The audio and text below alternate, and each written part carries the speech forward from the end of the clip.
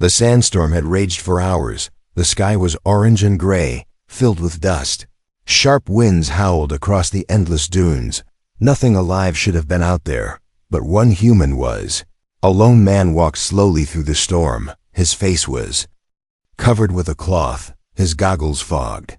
He searched for old tech buried under the sand, scraps, wires, batteries, anything he could sell. But then he saw something strange, not metal, not plastic, something soft. A pale hand sticking out from the ground. It didn't move. At first he thought it was a broken doll, but as he got closer, he saw the truth. It was a girl, an alien girl. Her skin was smooth and light purple, her fingers thin and long. She lay almost completely buried. Only her face and one hand were showing. He dropped to his knees and brushed sand away. Her eyes were closed, her lips pale. She wasn't breathing. The human man named Jace felt his chest tighten. He had seen death before, but this felt different. Why was her body so perfectly preserved in the middle of the desert? No animals had touched her, no damage. It was like she had been gently placed there by someone, or something. Jace checked her neck for a pulse, nothing. He pressed his ear to her chest, no heartbeat. She was cold, still, something inside him whispered, "Don't leave her." He picked her up slowly, brushing more sand off her body. She was light, too light. Her clothes were strange, made from a silky cloth that shimmered even under the dust. Around her neck was a small pendant, shaped like an eye. He didn't know what it meant, but it looked important. The storm was getting worse. He had to leave. He carried her carefully over the dunes. Each step was harder than the last. Sand blew into his face and stung his skin. But he kept walking. After what felt like hours, he reached his shelter.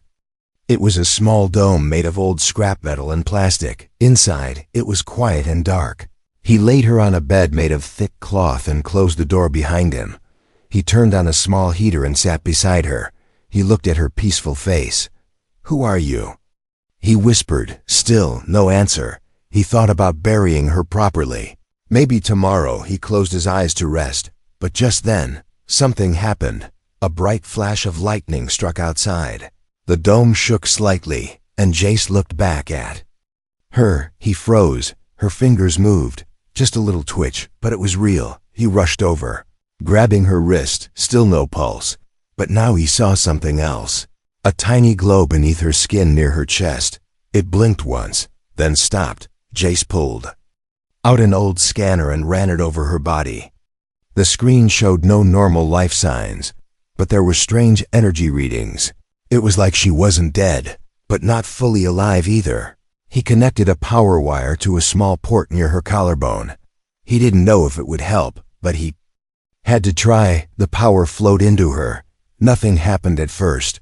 Then, her chest rose slightly. Jace's heart pounded. Was she breathing? He leaned closer, watching her face. Her eyelids fluttered once, then twice, then slowly. Her eyes opened. They were glowing blue, filled with confusion and fear. She stared at him but didn't speak. Jace didn't move. He didn't want to scare her. "You're safe now," he said softly. Still, no words from her. Suddenly, she gasped and her eyes rolled back. She passed out again. Her body slumped, but now she was breathing, faint but real. Jace sat beside her, not knowing what to do next. He looked down at her peaceful face. She was still alive somehow, and he had no idea why. But deep in his gut, he knew one thing. This girl had not come from the sand by accident. She had a story. And it was just beginning. Asterisk. The storm had passed, but Jace couldn't sleep. He sat in silence, watching her chest rise and fall slowly. Her breath was weak, almost like a whisper. She had opened her eyes, then fainted again. No one would believe it.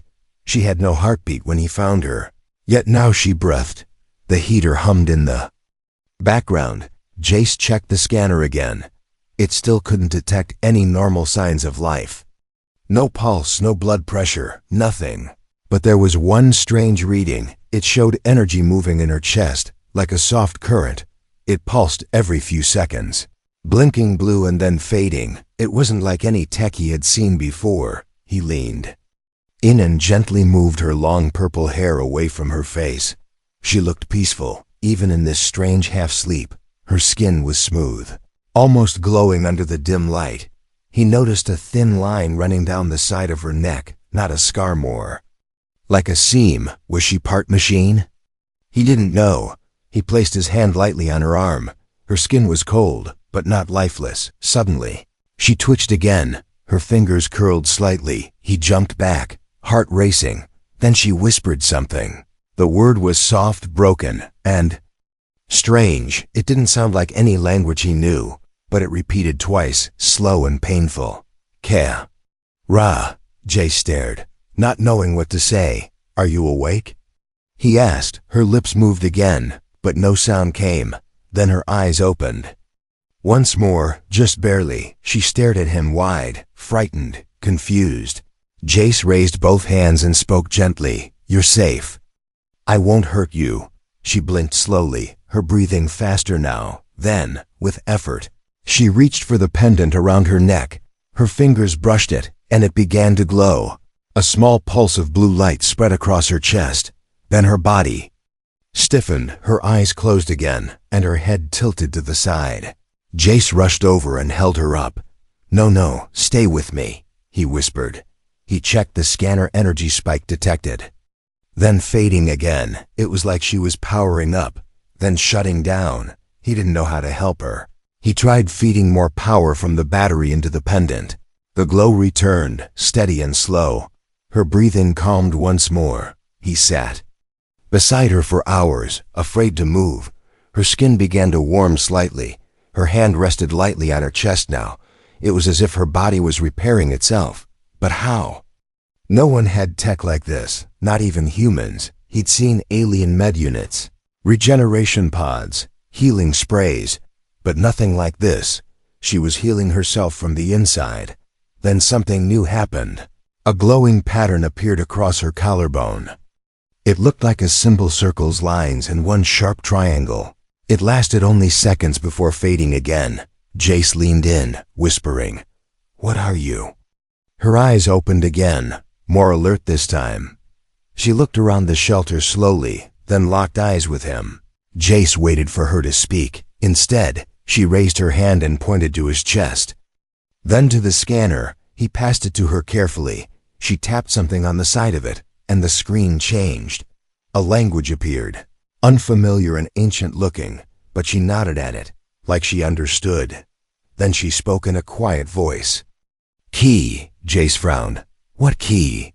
he asked. She pointed at herself, then at the scanner again, and then she touched the pendant. Jace's mind raced. She was the key to something, maybe a machine? A door? A secret?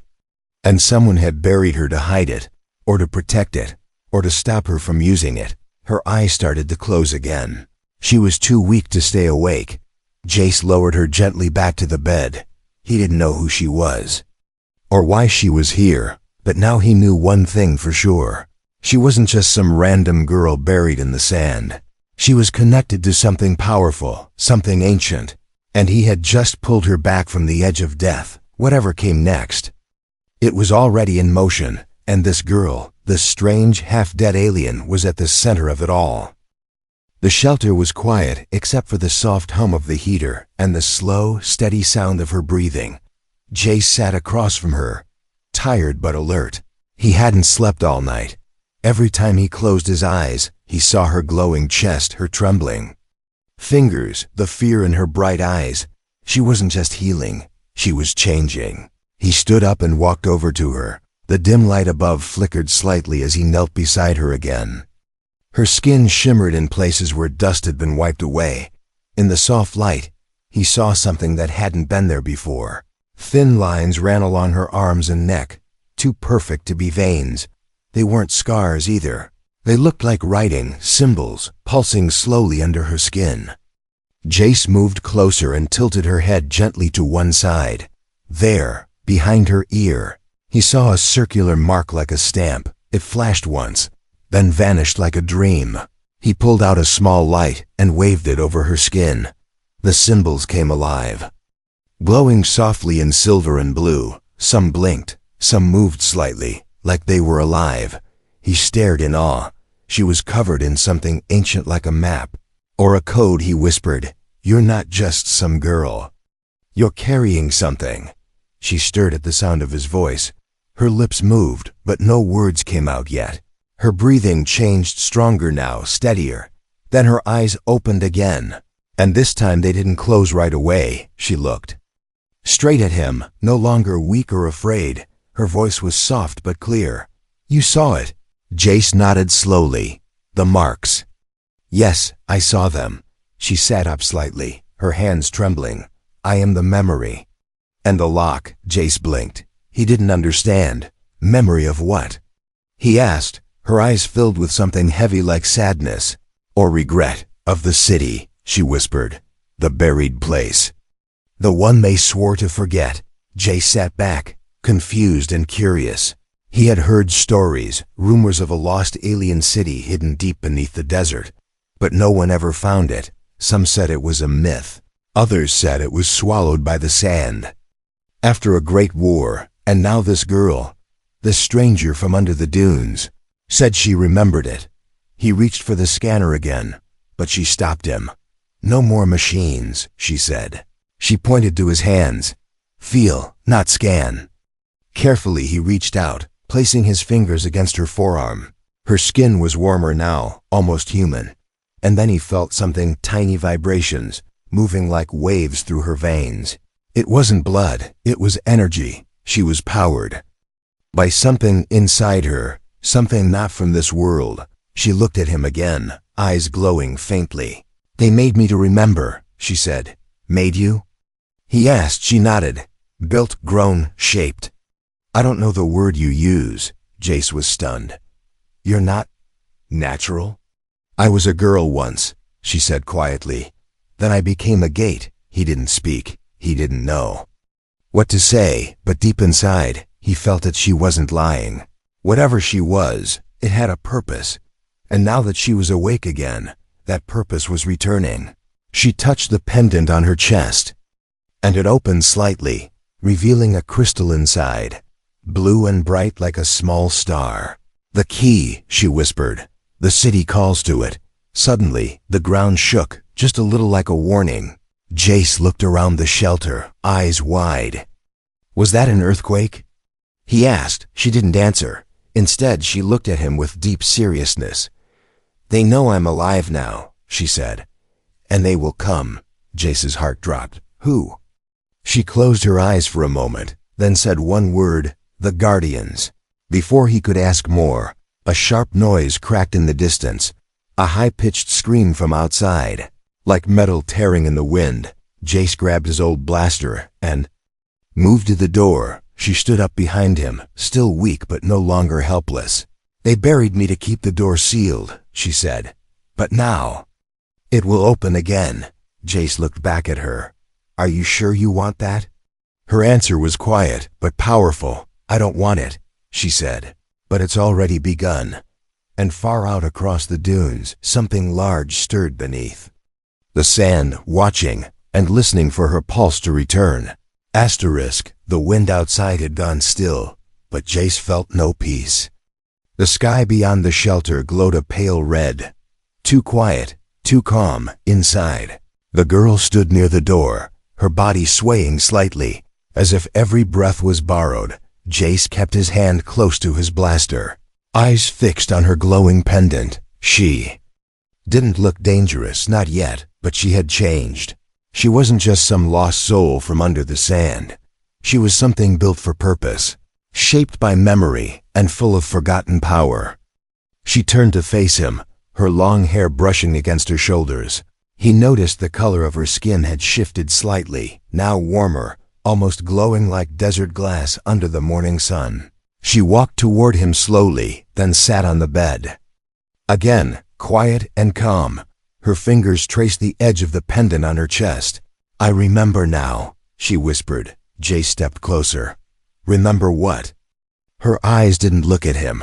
They looked past him, like she was watching something long gone. I remember dying, she said. The words hit like a stone, heavy and cold. I remember the circle, the chanting, the heat of the sand on my back. She touched her chest where the heart should beat. I remember the silence when it stopped. Jace said nothing. He knew she didn't need comfort. She needed someone to listen. They told me it was my duty, she said slowly. They said I was chosen because I could carry the memory and never break. Her hands curled into fists. They buried me alive, Jace. He swallowed hard. They, who? My people, she said with a bitter smile. They feared what the city held, feared what we had built. They destroyed everything and locked the last piece inside me. Jace stepped back slightly, the weight of her words pressing. Down, you were sacrificed? He asked. Yes, she answered, and I agreed. She looked up at him now, eyes full of pain. I didn't know I'd wake again. Not like this. Silence filled the space between them, the kind of silence that held truth too old to explain. Then she said something else, her voice sharper now. There is a place buried beneath the red dunes where the first light was. Kept. It's calling to me again. Jace tried to understand. Is it a weapon?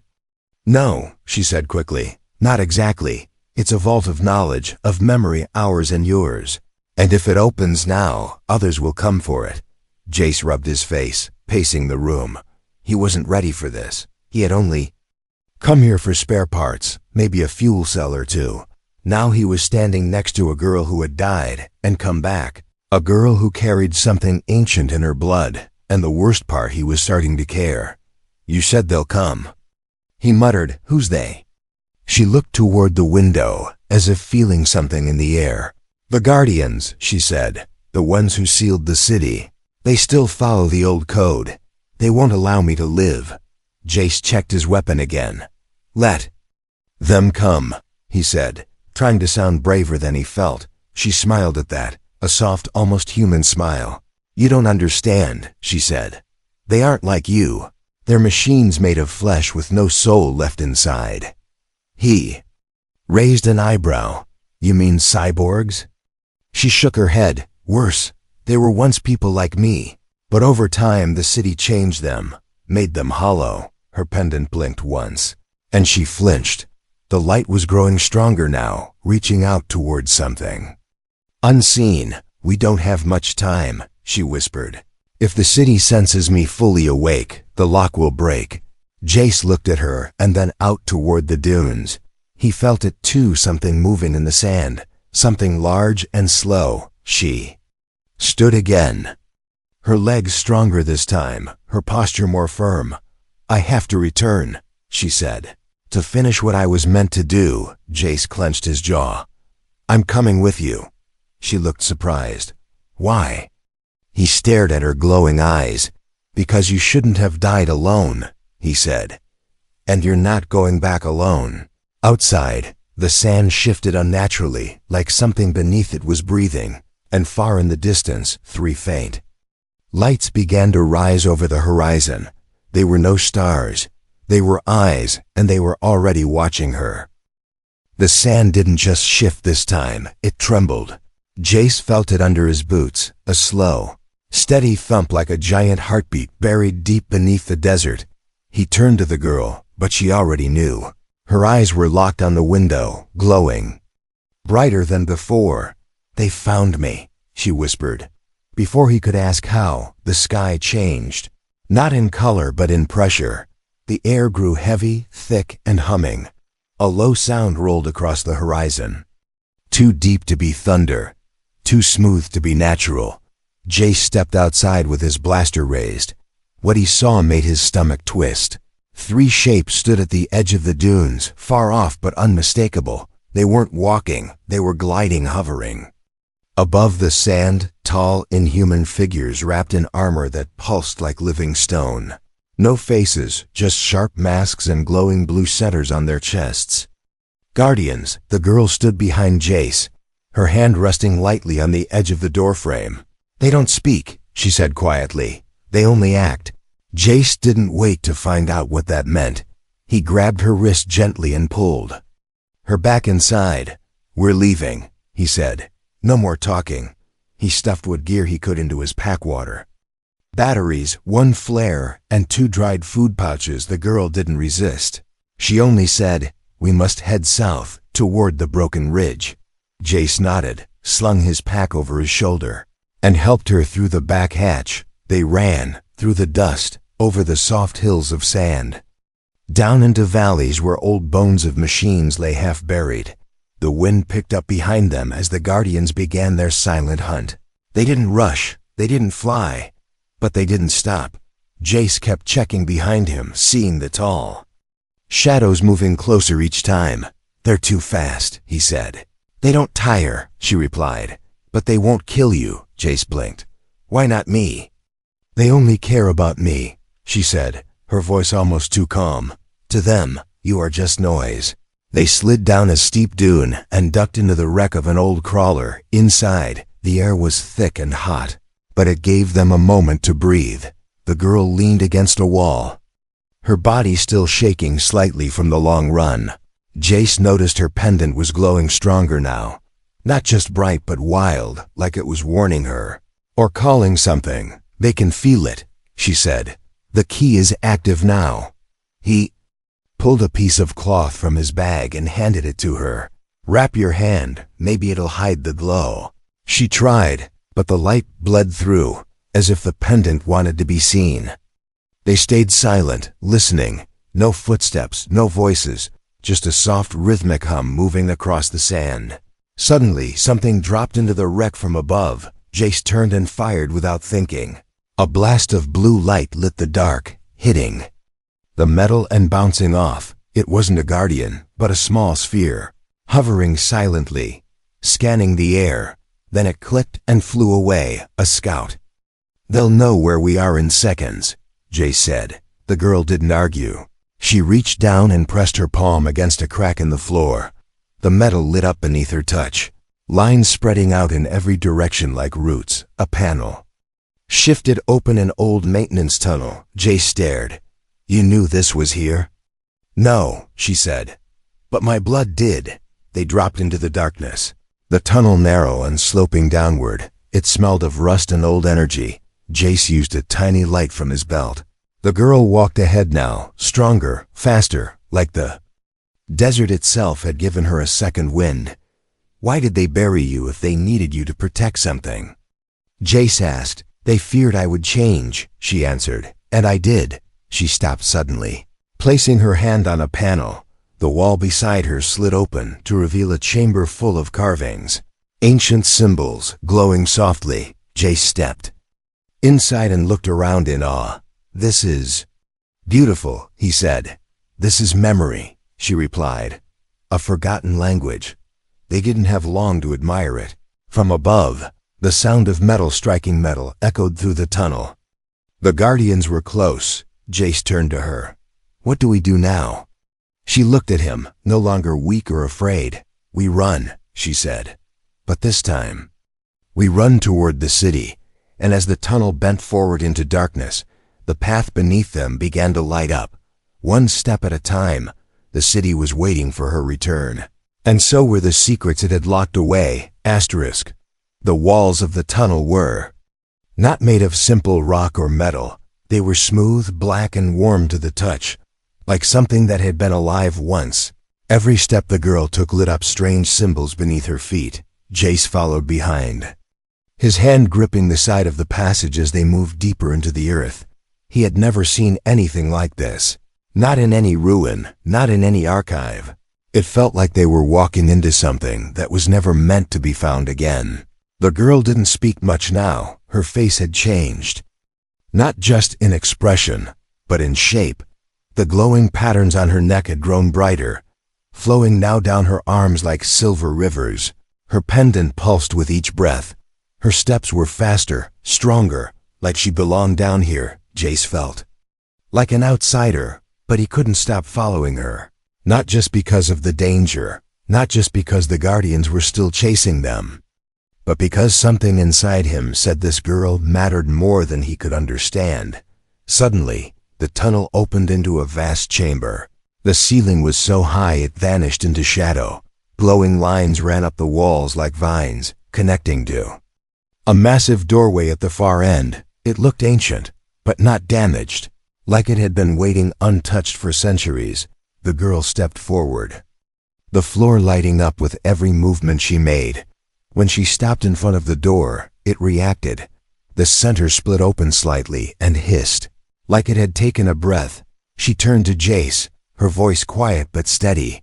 "This is the vault," she said. "It was built to hold everything we feared and everything we loved." Jace slowly walked up beside her, staring at the structure. "What's behind it?"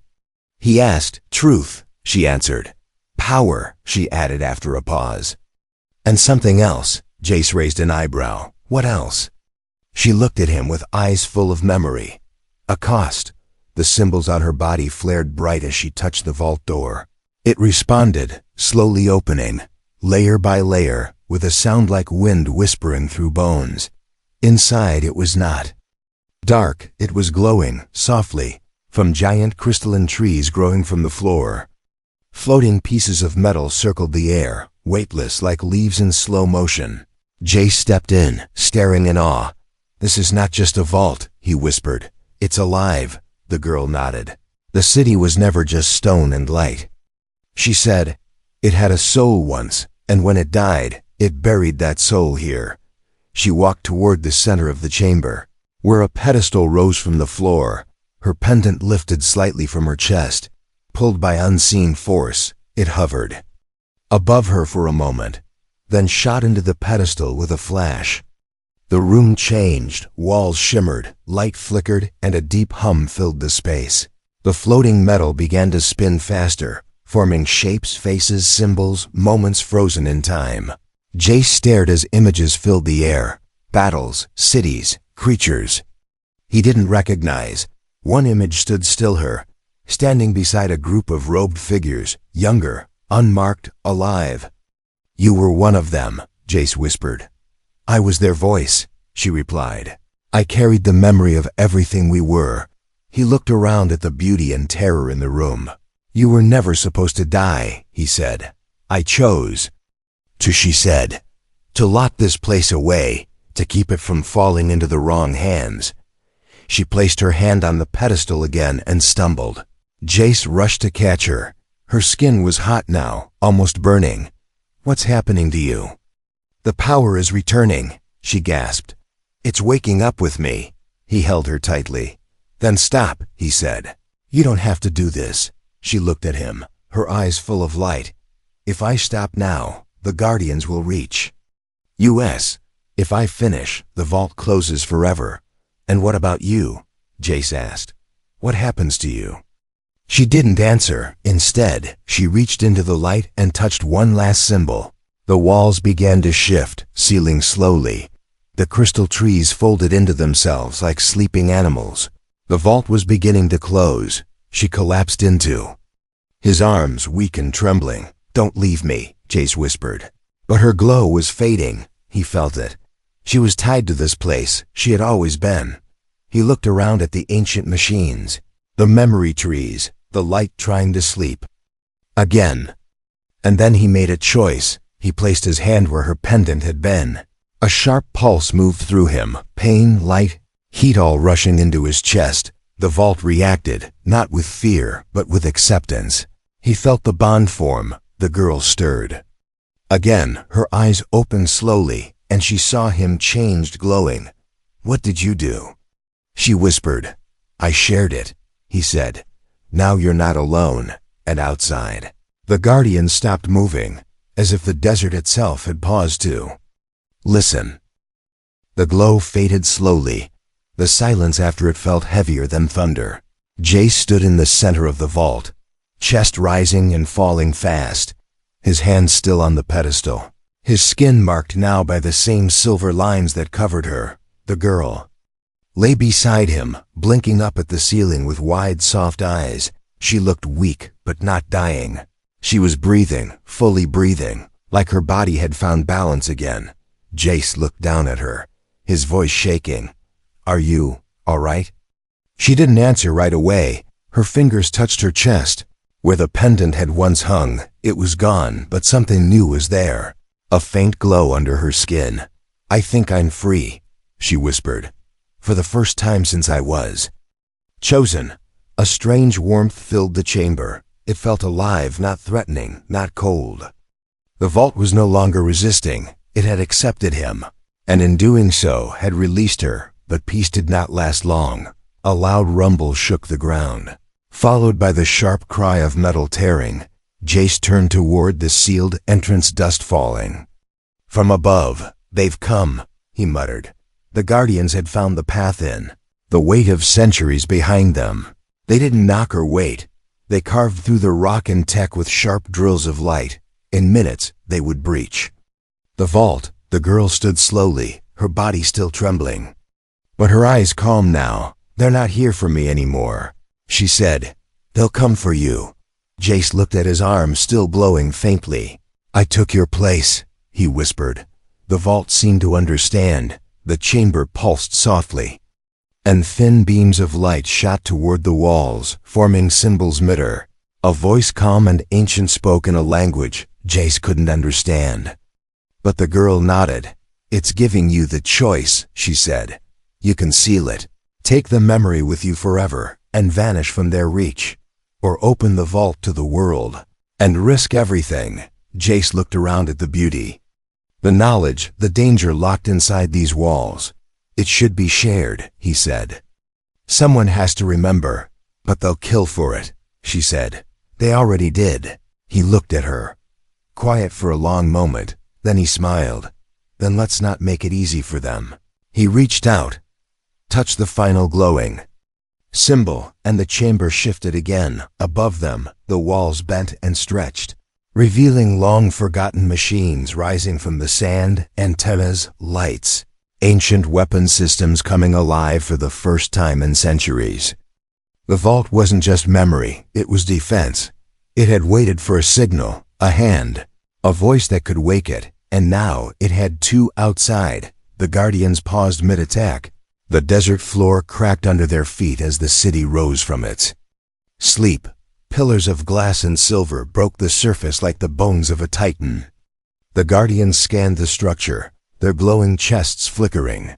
Then one by one, they powered down, their shapes stiffened, their limbs locked, as if some deeper command had reached into their minds and shut them off. The girl fell to her knees, overwhelmed. Jace caught her, holding her close as the ground stilled again.